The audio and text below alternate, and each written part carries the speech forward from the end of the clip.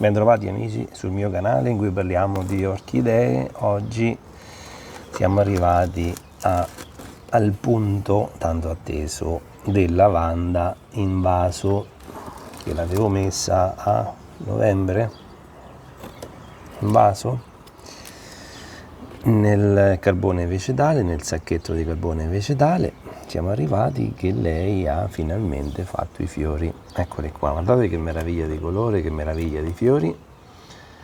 E questa sta in vaso col carbone vegetale, il sacchetto da 5 kg, quello che ci fate la carbonella, versato tutto quanto qui dentro e chiuso il discorso, la pianta sta a posto.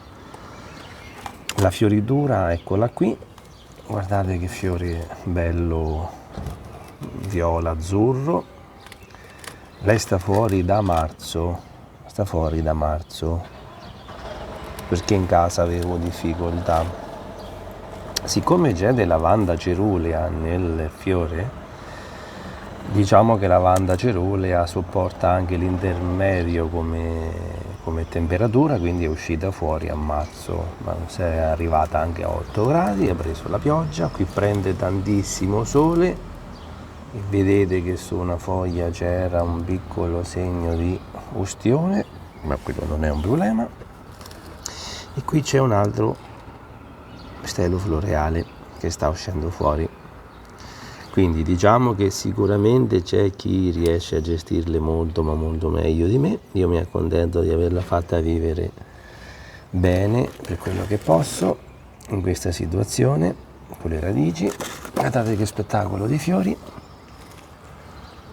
Parlano da sole, sono fantastiche, sono bellissime, quindi quando le avete di questo colore viola state tranquilli che le temperature intermedie anche fino a 10 gradi, fino a 8 gradi resistono. Addirittura ho visto un video in cui la cerulea riesce ad arrivare anche a 1 grado, ma la cerulea non ce l'ho e la prova non la posso fare, però secondo quello che dicono certi coltivatori la caratteristica di questa cerulea è di resistere anche a temperature molto più fredde.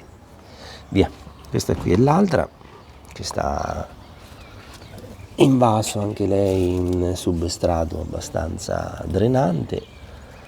Le radici erano abbastanza compromesse. Qui aveva avuto un problema di marciume ascellare. Quando ho visto che aveva problema di marciume ascellare l'ho presa, l'ho proprio sbattuta fuori e diciamo che si sta riprendendo un po' da uno stato di disidratazione, però qualche foglia c'è che sta venendo fuori. Sotto vedo che comincia un pochino a bollare lì al lato, quindi qualche radice la tirerà fuori. Anche lei sta sotto il sole insieme ai Cymbidium.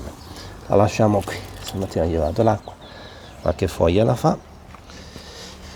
Quest'altra qui, eccola qua, sotto ha foglie che ricrescono.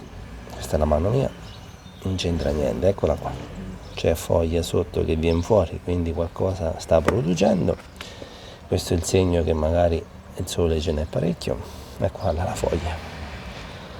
foglia che viene fuori da là sotto, eccola là. È fantastica, quindi questa era piccolina come vanda. Magari ho visto che qualcuno di voi ha delle vande gigantesche, delle vanda grandissime, però via, se avete difficoltà, io in casa sicuramente questa sarebbe già morta abbondantemente oltre il primo mese di vita, però eccole qua. Io poi ci riproverò con qualche altra vanda se riesco a farvi venire voglia di coltivarle in qualche maniera. Queste qui io come concime lo stesso per tutti, non è che do lavanda più concime o alle altre di meno. Questa prende lo stesso concime che prende una Phalaenopsis, che prende una Restrepia. Faccio lo stesso dosaggio per tutti, che è 350 microsiemens, quindi è vero lavanda ne prenderebbe di più, però mi accontento intanto di farla vivere con questo. Comunque ecco, non sempre tanto concime ha valore a darlo se poi non c'è un buon apparato radicale, quindi considerate che con 350 microsiemens ci nutro tutto, dai Phragmipedium ci nutro lavanda, in modo tale che non do più concime di quello che magari serve per la quantità delle radici, per la qualità e la quantità delle radici. Bene, spero di avervi fatto vedere tutto il percorso di questa vanda e l'altro fiore poi uscirà fuori. C'è questo che si sta aprendo, si aprirà oggi o domani.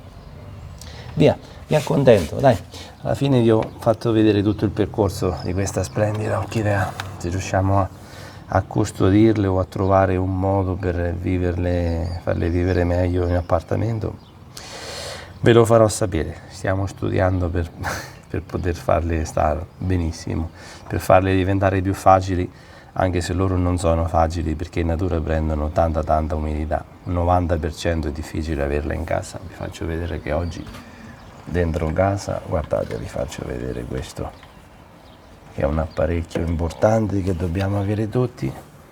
Ecco, in casa stiamo a 22 gradi,3, 60%.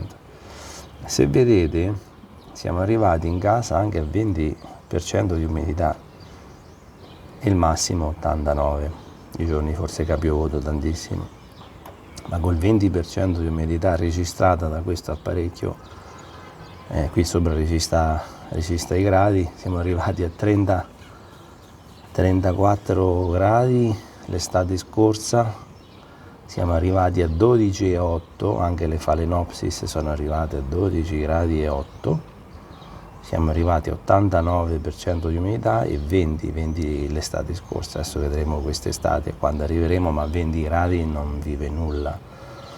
Ecco, solo se abbiamo sfagno, ecco perché poi nella scelta del substrato è importante capire che se voi arrivate a 20 gradi in appartamento o avete umidificatori oppure dovete giocare con lo sfagno. Questo è un attrezzo importante, abbiatelo. Ecco, fuori addirittura siamo al 58%, quindi la vanda richiede comunque sia 80-85.